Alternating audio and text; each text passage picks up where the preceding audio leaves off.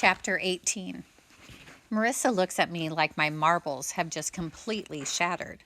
Oscar? He can't be. He's blind. I just kind of smile and whisper, how would a blind person know if his glasses were clean or not? She whispers, what? Shh, watch, just watch. Then it happens. Oscar stops. Now he doesn't go racing over and snatch the money off the ground and then look around like anybody else would.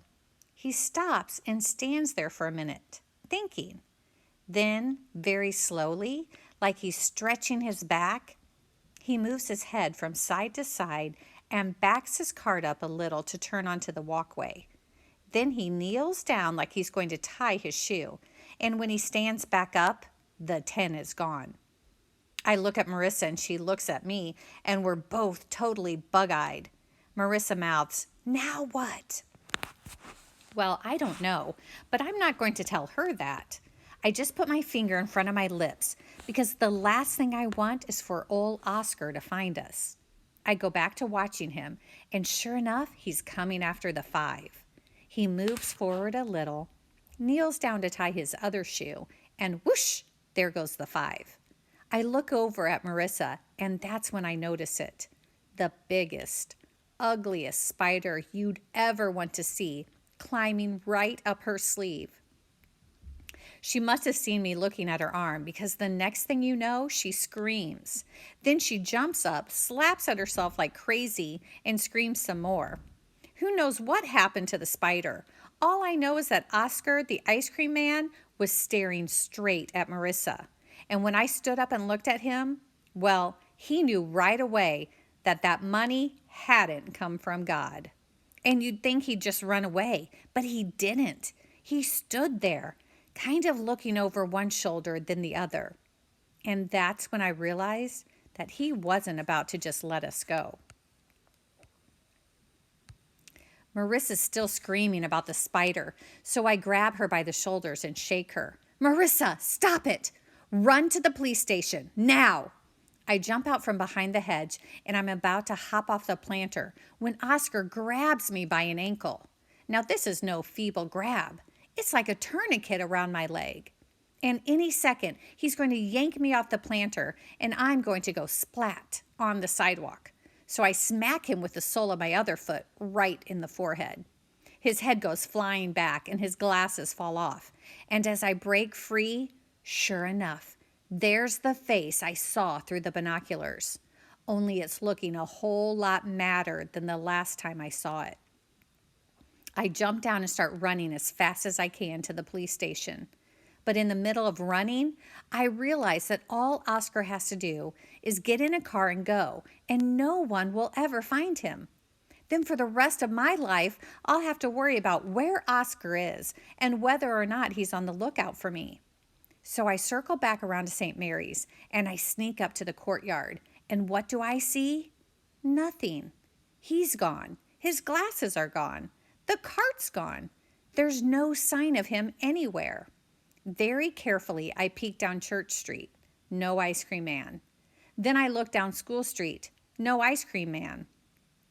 I start running again, but now I'm not trying to get away from Oscar. I'm trying to find him. So I head over to the mall, and I wind up running around it, the whole thing. And before you know it, I'm cutting across the dirt where the new mall parking lot's going in, thinking that he's already gone, and there's no way I'm ever going to catch him. Then these kids come tearing by on their bikes, chasing each other through the dirt. I watch them go, and then I notice their bike tracks. I stand there studying the tracks, and suddenly I've got a good idea where Oscar might be. So I start running again, but when I get to Maynard's Market, I decide that what I've got to do is call the police. I tear up to the counter, all panting and dying for air. TJ, can I use your phone? Please, it's an emergency. He's holding the phone in one hand and lighting a cigarette with the other. Can't you see I'm using it? Please, it's a matter of life and death. He blows smoke out his nose like a dragon. This ain't a public phone. Now beat it. I slap the counter. Then you call. Dial 911 and tell them the hotel thieves on the corner of Broadway and Westler. What? I yell, call them now, and then race out the door. I just knew there had to be a shortcut. So instead of running clear down to Wessler Street, I turned down an alley.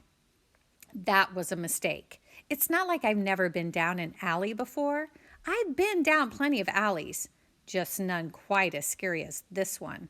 The ground was slimy, like the sun never really got a chance to dry it out.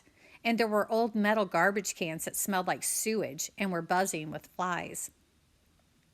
And I was slipping along the dirt, trying to stay up on the edge where the ground was a little bit drier, when this gigantic dog comes charging up to the fence, snapping and growling and barking, trying to crash through the pickets. My heart was already pumping pretty good, but the second that dog popped up, it exploded. I jumped back, slipped, and landed flat in the mud. I tried to calm myself down, but really all I wanted was to get out of there. I knew I was close because I could see the back of the Heavenly Hotel. So I decided to climb the wall, and it probably wouldn't have been that hard, only my high tops were caked with mud and I kept slipping. By now, there's a whole chorus of dogs barking up and down the alley, sounding like they're all going to break out at the same time and eat me alive, and I'm really starting to panic. I look around real fast and roll one of those stinky garbage cans over to the wall and then flip it upside down. I climb on top of it and look over the wall, and there's the old pepper tree, bent over all by itself in the middle of the empty lot. Trouble is, I can't see past the tree's branches to tell if he's there or not. So I climb over the wall and circle around the back side of the tree as quietly as I can. My heart's going a million miles an hour, and I'm barely breathing. And when I peek past the branches, what I see is a man with long blonde hair and a goatee, hunched over an ice cream cart looking in a mirror. It's Oscar, all right, and in his new disguise. I did recognize him, only not as the ice cream man or the hotel thief, but as the guy who'd stopped to talk to Andre that day Marissa and I had gone to see Gina. He starts changing his shirt, and that's when I decide that I don't need to see anymore. What I need is the police. Trouble is, as I stepped away from the tree, I snapped a twig, and the newly blonde ice cream man freezes with his shirt half off. Then he looks over his shoulder right through the branches, right at me. For a second, we both just stared at each other, but then he took a quick look around and came charging after me. I wasn't about to try any more shortcuts. No way. I ran straight to Wessler Street and headed toward Broadway with old Blondie right behind me. And when I got to Broadway, I turned the corner and nearly crashed into a lady with 3 lavender poodles coming out of the pup parlor. I danced around with them and tangled them up pretty good, so by the time Oscar got there, they were going every which way, trying to knock him to the ground. I raced across the street, dodging cars and jamming traffic. But when I looked over my shoulder, he was still after me and gaining. Now I'm heading for the police station by way of the mall, because I figure if I can make it to the mall, Oscar will stop chasing me. There are just too many people at the mall. And since the fastest way to the mall is through the parking structure, I decide to cut through that. So I go charging up this grassy slope between the sidewalk and the parking lot. But the sprinklers must have been on earlier because the grass is all wet, and I wind up slipping and falling. Oscar's charging at me, only about 50 feet away. And there's the side entrance to the mall, straight through the parking structure, about 150 feet away. I scramble back to my feet, but it's easy to see I'm never going to make it. I run down the hill and into the parking lot calling, "Help!" as I work my way between cars. But I don't see anybody. And then I remember how many people had come to Heather's rescue when I'd tackled her by the escalator. 0. So I quit calling for help and started looking for a place to hide.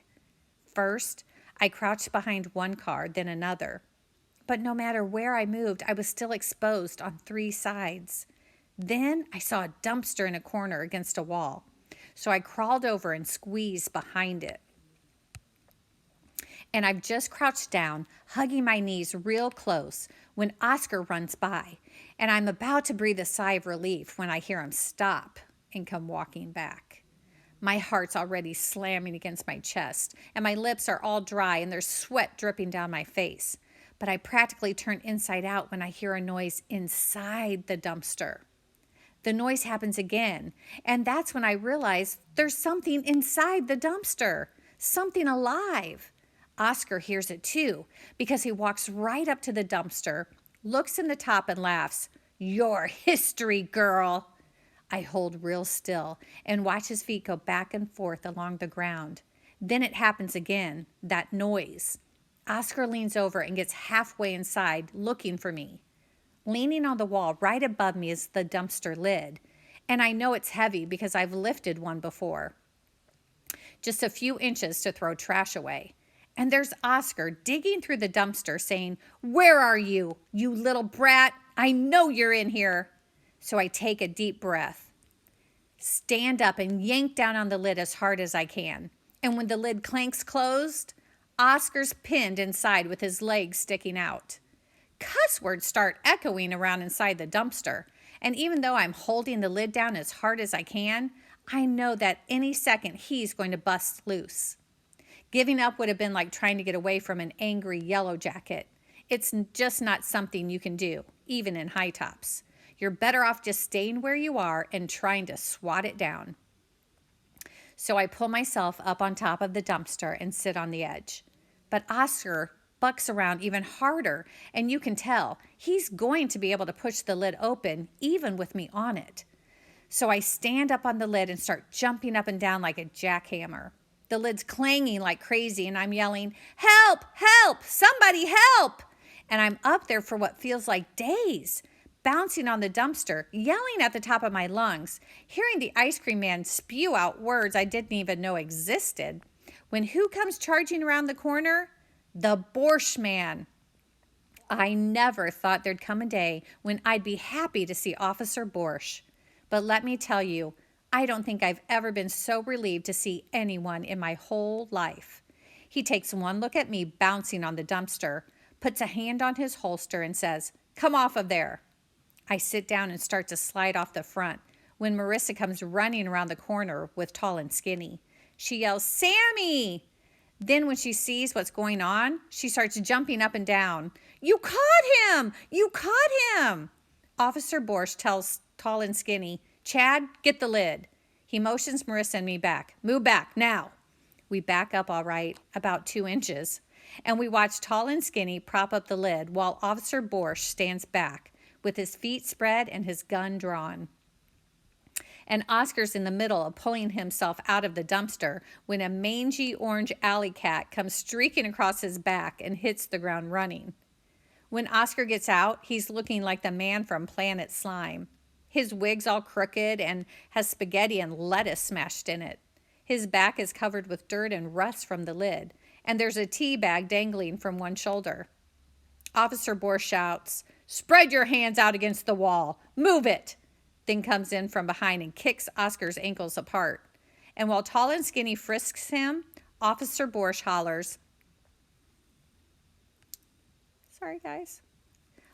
Officer Borscht hollers out his rights, and before you know it, Oscar the ice cream man is wrapped up in handcuffs and on his way to jail. And Marissa and I are coming along for the ride.